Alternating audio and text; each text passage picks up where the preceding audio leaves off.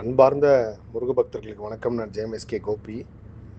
நம்மளோட வாழ்க்கை பயணத்தில் ஒரு 100 பயணம் நம்ம திட்டமிடுறோம் அப்படின்னா அதில் 98% நம்ம நினச்ச பயணம் கிடையாது. நம்ம டிசைட் பண்ணி போக வேண்டிய பயணம் கிடையாது. இந்த இயற்கையும் பிரபஞ்சமும் நம்ம எங்கே போகணுன்னு தீர்மானித்து அந்த இடத்துக்கு நம்மளை அனுப்போம்.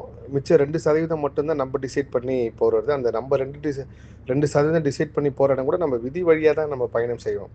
அப்படி இருக்கும்போது இந்த குரல் பதிவு எது சம்மந்தமானது அப்படின்னு பார்த்தீங்கன்னா, கிட்டத்தட்ட ஒரு 40 நாட்களுக்கு முன்பு என்னோட தியானத்தில் ராமகிருஷ்ணர் பரமஹம்சரோட ஜீவ சமாதிக்கு போய் அங்கே ஒரு விஷயத்தை உணர சொல்லி வருது.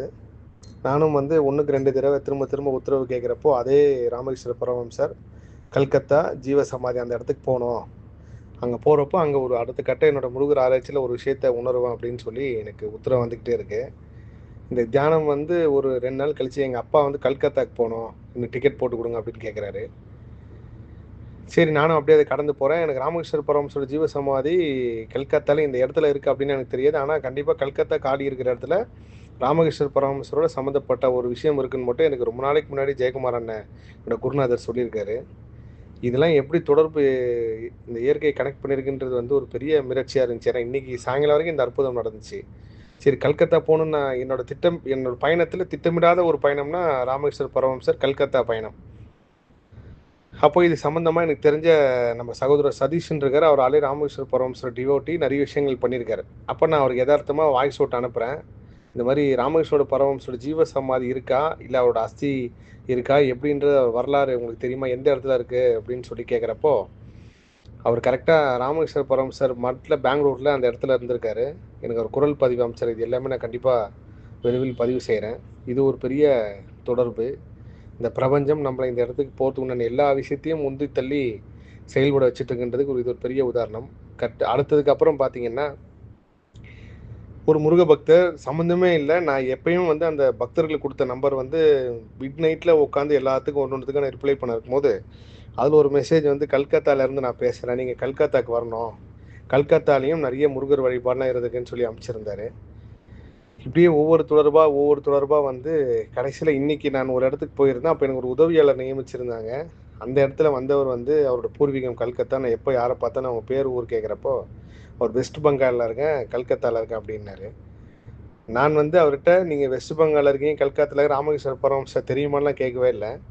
அவர் அடுத்த செகண்ட் ராமகிருஷ்ணர் ராமகிருஷ்ணர் பரமஹம்சர்னு சொல்லி பேசினார். எனக்கு ஒரு பெரிய ஆச்சரியமாக இருந்துச்சு. இதுதான் பிரபஞ்சம் நம்மளை இயக்கிறதுக்கு உண்டான ஒரு பெரிய உதாரணம். எல்லார் வாழ்விலும் இப்படி ஒரு நிகழ்ச்சி நடக்கும். இப்போ நீங்கள் திருச்செந்தூர் போகணும் அப்படின்னு நினச்சிட்டிங்கன்னா, நீங்களா நினச்சிங்களா, இல்லை திருச்செந்தூர் முருகனை கூப்பிட்டுருக்காரா அப்படின்னு பார்த்தீங்கன்னா, கண்டிப்பாக நீங்கள் நினச்சது ஒரு 48 மணி நேரத்துக்குள்ளே திருச்செந்தூர் போகிறதுக்கு உண்டான சூழ்நிலை இயற்கையாகவே உங்களுக்கு அமையும். யாராவது ஒருத்தங்க வா திருச்செந்தூர் போகலான்னு கூப்பிடுவாங்க.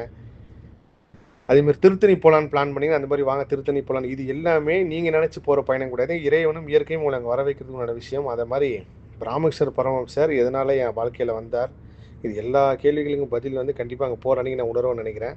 அதே சமயத்தில் இப்போ இந்த அசைவம் பற்றி பேட்டியில் கூட சொல்லியிருப்பேன். கல்கத்தாவில் ஜலப்புஷ்பம்னு சொல்லுவாங்க, மீனை சீ ஃபுட்டை ஜலப்புஷ்பம்னு சொல்லுவாங்க, ரொம்ப புனிதமான உணவாக சொல்லுவாங்க.